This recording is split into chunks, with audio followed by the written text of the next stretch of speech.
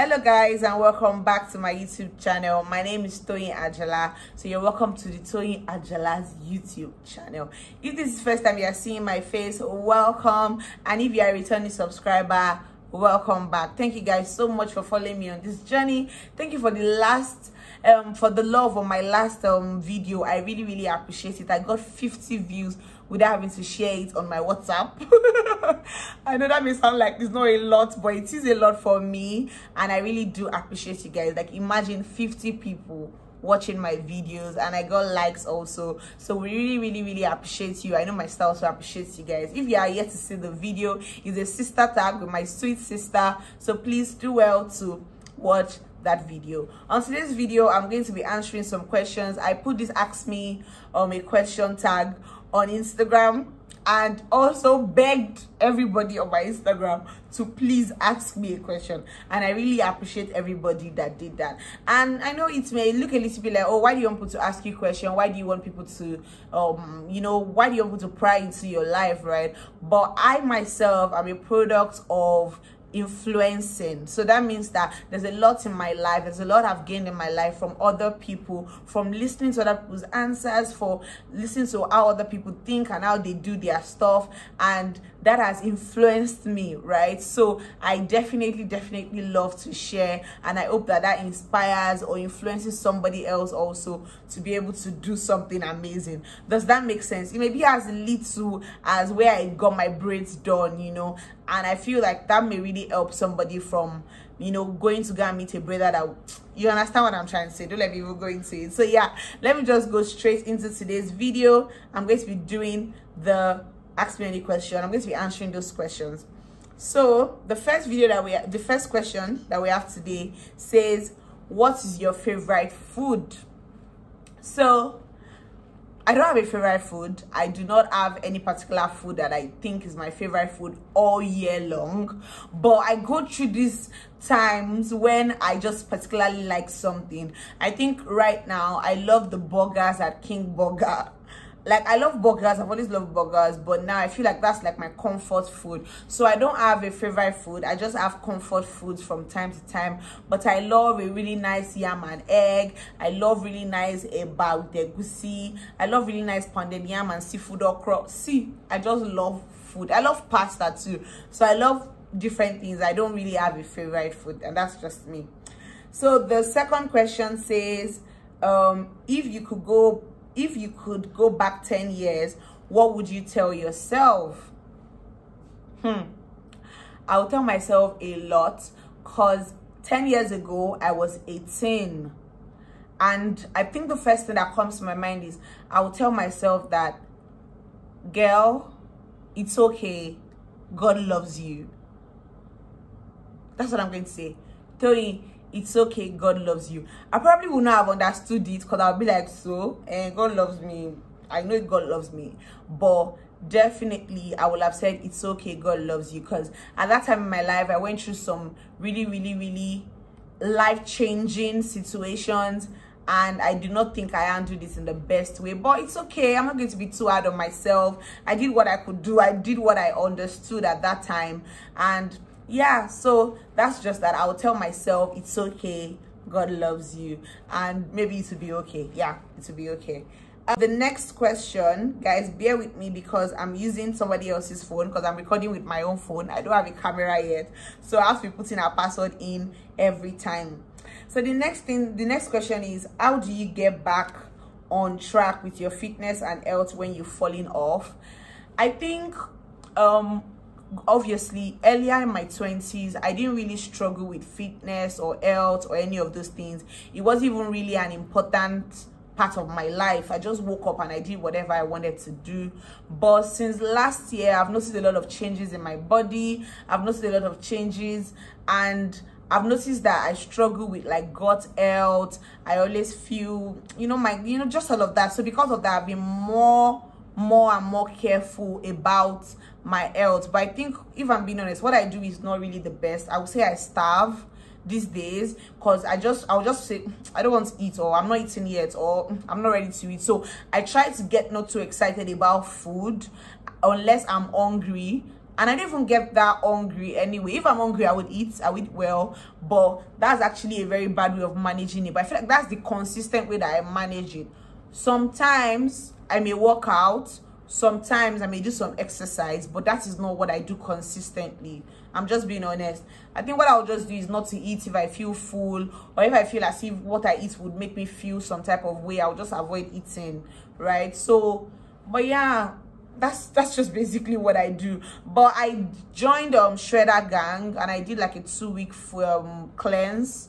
They call it tummy challenge, something like that. It was a really good one, but I was hungry. It was very I was very hungry, but I noticed that I felt a lot better health-wise after that. So my fitness journey, honestly, is a no. That's just it. But I think what I would insert the picture of a particular drug that I got that also helped me with my gut health. If you're somebody that struggles with, maybe when you finish eating, you feel bloated, you feel, especially, you know, you just feel bloated, you don't feel like yourself. I did that. It was really good. It helped me with like my immune system.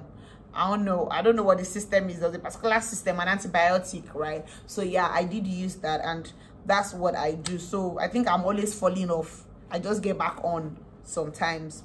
The next question is, how are you balancing everything?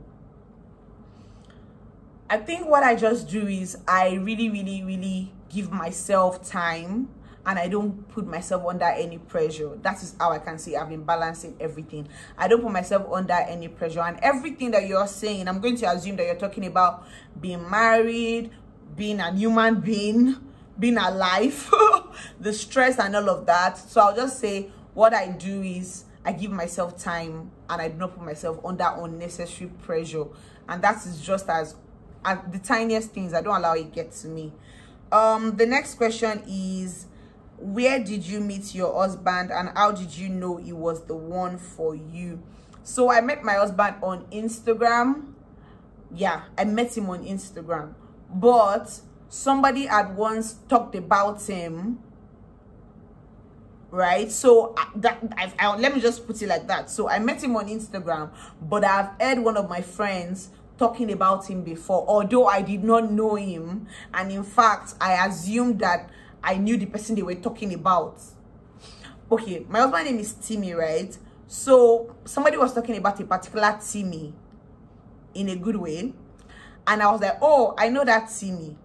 Turns out I did not know that Timmy. It wasn't that Timmy that I knew, but I somehow, I don't know who followed who. I really need Instagram to tell me who followed who first on Instagram, but I started seeing his Instagram, and I knew that he was also following me on Instagram. So yeah, I met him on Instagram.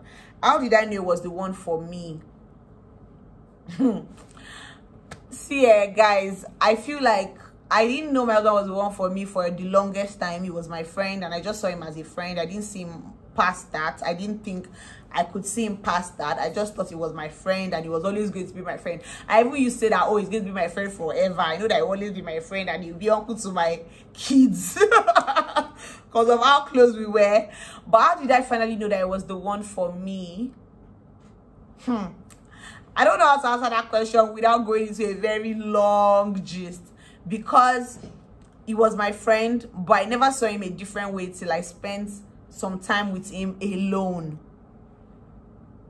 Does that make sense? But yeah, so but generally I would say it was one for me after all of that, because I felt peace in my heart.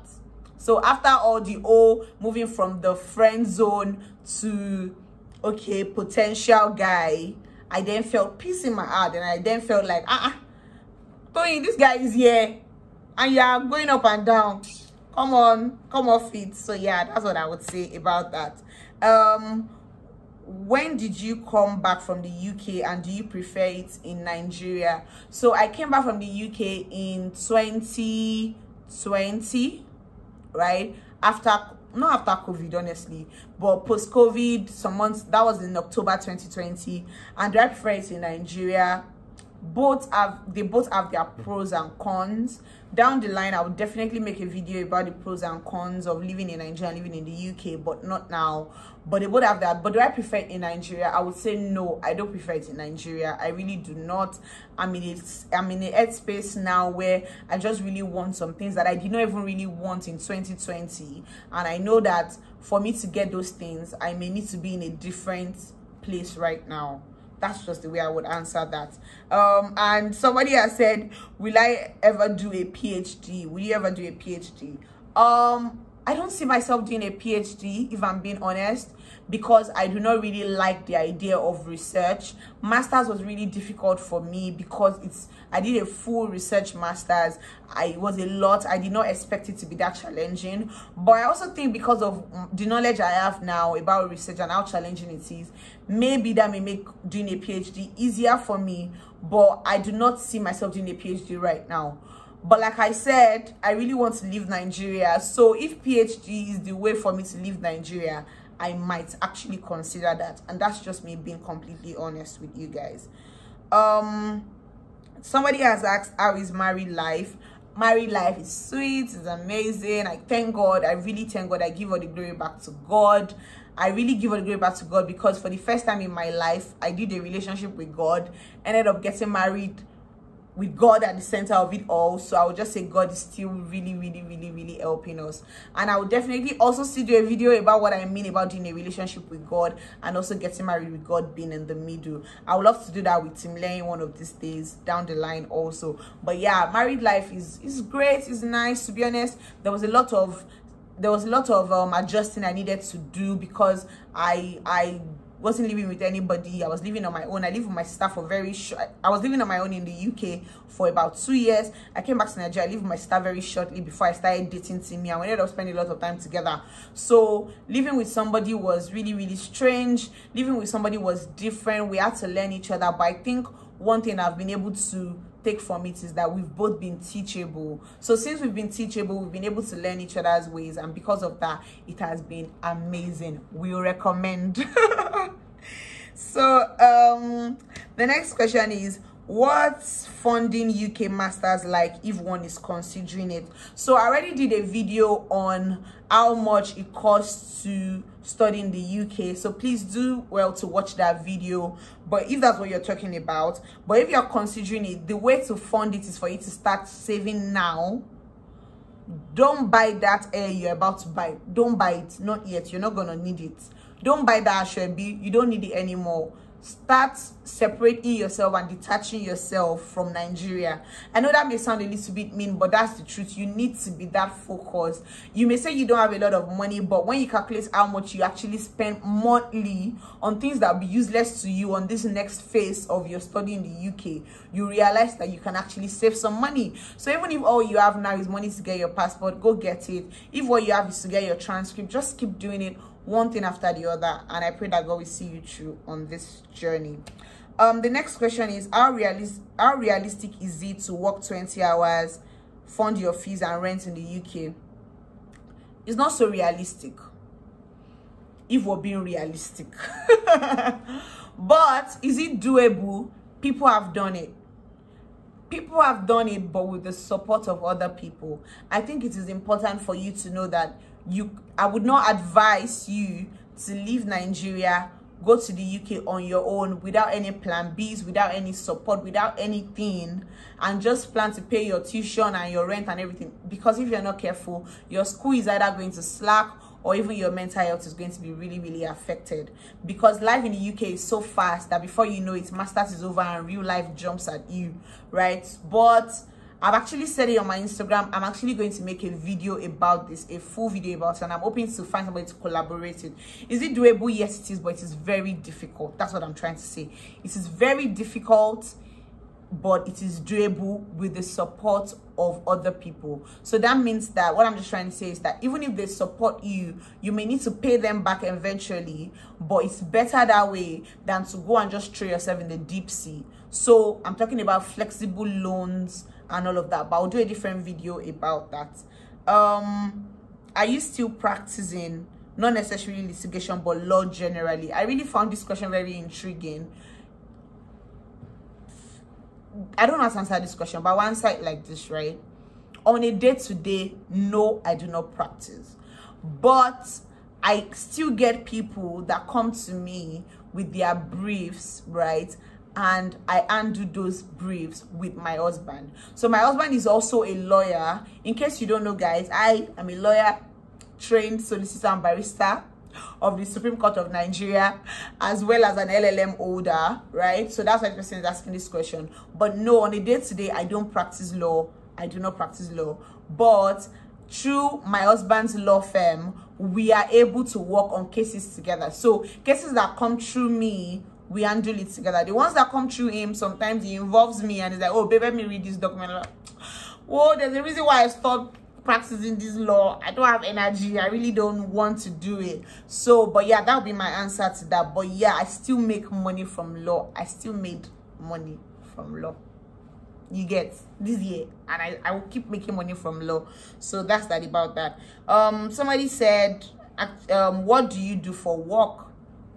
Okay, so that's actually a good question to follow up that one. So I would say what I do for work is, number one, I own a gifting company, which I call the best in gifting company in Nigeria.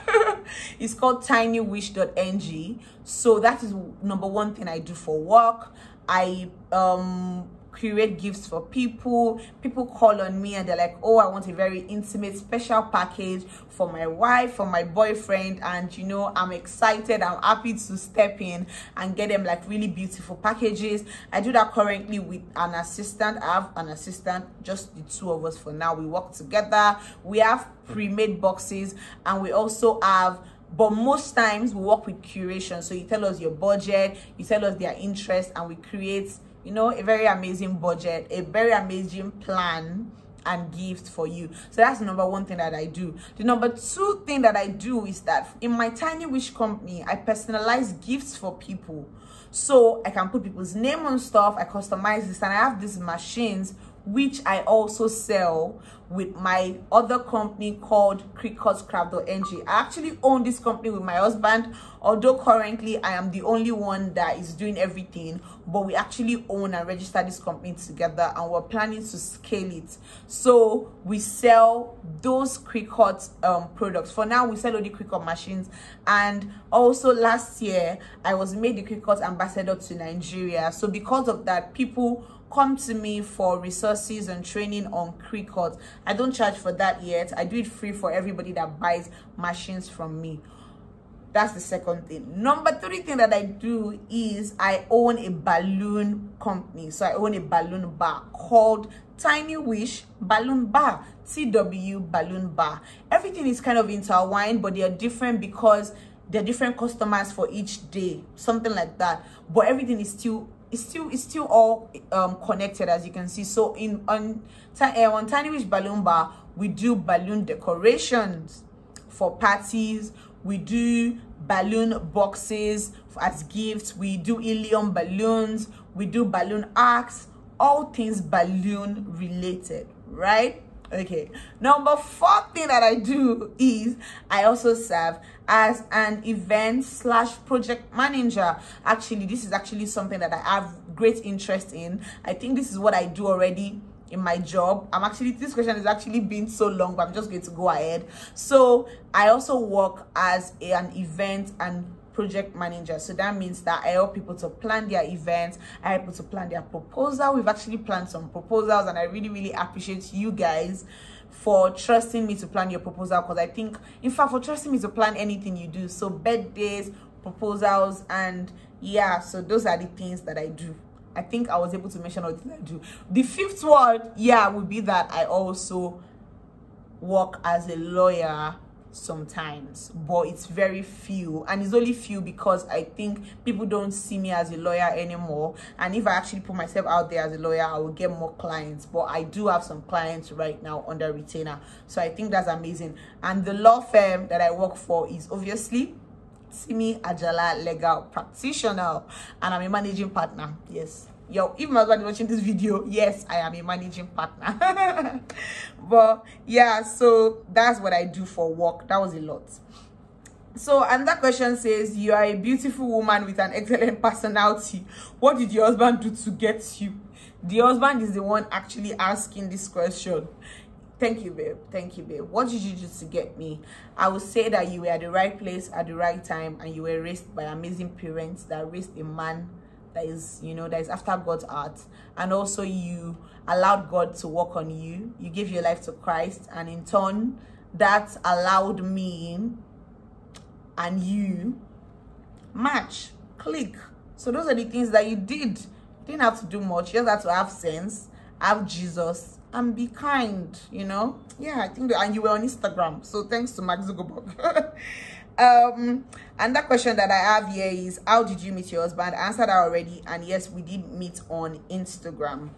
And that question that I have here is, can you fund your tuition yourself while studying in the UK? I actually answered that already in a way. And that one is, how did you meet your husband? And we met on Instagram. We'll definitely do a video of how we met. Me and him will sit down. I'm very sure that everybody will have their own side of the story. In fact, I'll give you guys receipts, the Instagram message that they used to slide into my DM, because he slid into my DM. And that question is, what transpired between you and I'm not going to mention anybody's name, but this person has asked me what transpired between me and one of my friends I used to be really close to. And when I saw this question, I was like, I didn't see it coming, right? I know people have noticed that I'm no longer friends with this person, but I didn't really know that anybody would ask me. But honestly, I was happy that that person asked me, especially because I don't know her. Her page is private and we don't follow each other. Remove your page from private. Then maybe I'll follow you back, or I'll come and check your page and see who you are.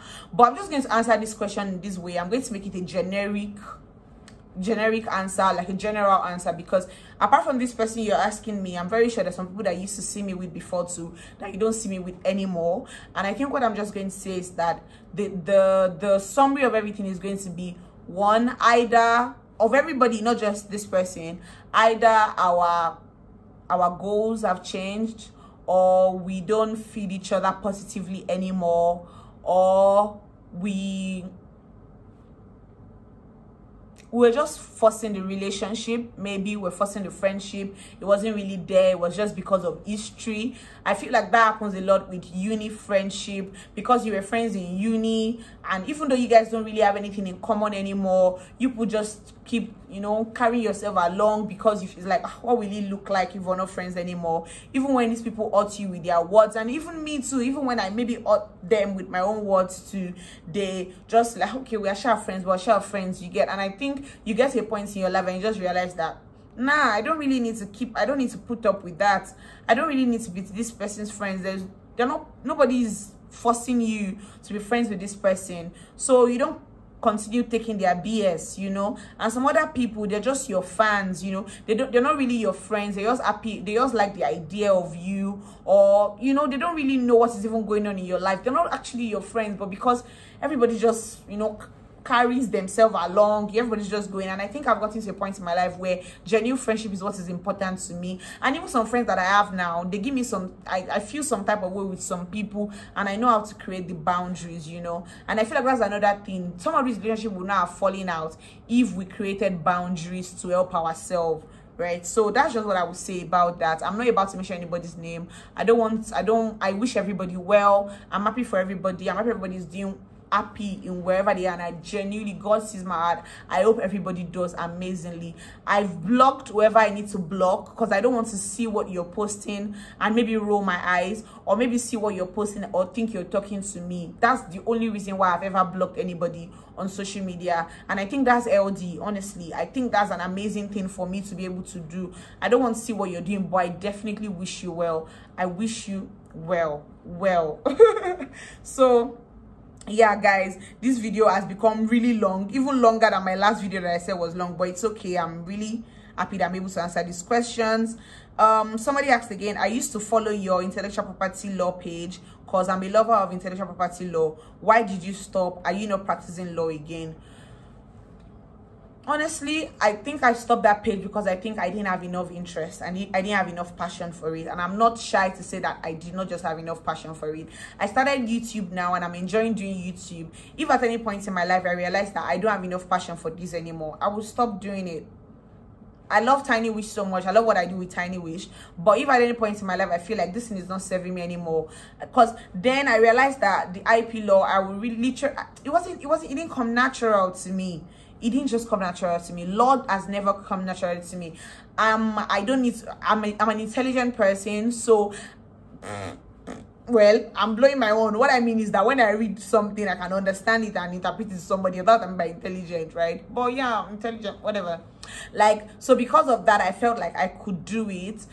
Because honestly, guys, don't worry, on this YouTube video page, you guys are still going to have like a full download of where I'm coming from, where I was, and where I am right now. So I just don't have passion for it anymore. That's what I'm going to say.